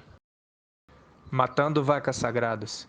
Curry Blake. Tradução, adaptação e leitura, Felipe Coleto. Áudio 30. Atos 3. O dia de Pentecostes já veio. Eles já foram batizados no Espírito e estão indo em frente. Verso 1. Pedro e João subiam ao templo para a oração da hora nona. Note, eles estavam indo para o templo orar, então ainda não haviam orado. Não diz que haviam orado o dia inteiro, eles estavam no caminho para orar e algo acontece nesse caminho. Verso 2. Era levado um homem, coxo de nascença, o qual punham diariamente à porta do templo chamada Formosa, para pedir esmola aos que entravam. Perceba que ele estava atrás de dinheiro, esmola, não cura. Vendo ele a Pedro e João que iam entrar no templo, implorava que lhe dessem uma esmola. Pedro, fitando-o juntamente com João, disse: olhe para Jesus. Foi isso que ele disse? É engraçado, pois é o que sempre falamos. As pessoas sempre te falam: olhe para Jesus. Mas Pedro, fitando-o juntamente com João, disse: olhe para nós, ou seja, olhe para cá. Pobre Pedro, não teve o benefício da nossa teologia moderna. Ele não teve toda a escola bíblica que tivemos, tudo o que ele teve foram 3 anos com Jesus, coitado. Verso 5. Ele os olhava atentamente, esperando receber alguma coisa. E era dinheiro, continua sem esperar cura. Pedro, porém, lhe disse: não possuo nem prata nem ouro, o que significa que ele é pentecostal. Então note que ele diz: não possuo nem prata nem ouro, mas o que tenho, isso te dou. E isso é 2-0 para Pedro, porque nós não podemos falar o que eu tenho te dou. Nós temos que falar: vamos orar e ver o que o Senhor fará. Pegou a ideia de que talvez eles fizeram algo diferente da forma como a gente faz? E a forma como eles fizeram funcionou, e a forma como a gente faz muitas vezes, como a igreja tem feito, não funciona? Então ele disse: o que eu tenho, isso te dou. E deu a ele: em nome de Jesus Cristo o Nazareno, ande. E note que ele não está orando, ele nem perguntou: você quer andar? Você quer fazer o quê? Ele não falou isso. Ele falou: estou te dando o que eu tenho, agora mesmo. Em nome de Jesus de Nazaré, ande. Foi um comando. E não diz: então o homem pulou e correu. Diz assim: e tomando-o pela mão direita, o levantou. O homem não se levantou. Ele não estava curado ainda. Você vê isso? Ele não estava curado. Tomando-o pela mão direita, o levantou. E eu vou provar isso para você agora. E imediatamente os seus pés e tornozelos se firmaram. Imediatamente quando? Quando Pedro levantou ele. Então, primeiro passo, olhe aqui. Segundo passo, ouro e prata eu não tenho. Terceiro passo, o que eu tenho te dou. Quarto passo, em nome de Jesus de Nazaré, ande. Quinto passo, levantou ele. Sexto passo, seus pés e tornozelos se firmaram. Perceba que ele foi curado após Pedro levantar ele. Esse é o dom de operar milagres. Ele fez algo para ativar aquilo e fazer acontecer.